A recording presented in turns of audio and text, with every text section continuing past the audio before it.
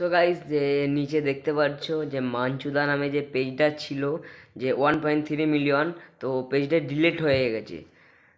ব্যাপারটা হয়েছে বেসিক্যালি, ব্যাপারটা তোমার যে বাংলাদেশের সাথে মাঞ্চুদাকে কন্ট্রোভার্সি চলছিল কিছুদিন ধরে।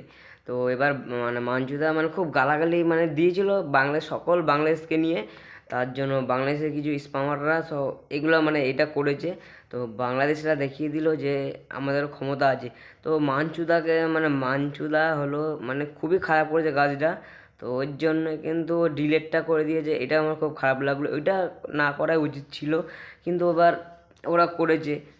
তারপর গাইস, তো সবাইকে বলছি যারা এই সব রিলেটেড ভিডিও বানাও, তো তারা একটু গালাগালিটা অ্যাভয়েড করে চলো। কেন, স্পামাররা তো পেজ উড়িয়ে দিতেই পারে, ঠিক আছে, তার জন্য গালাগালি দিও না।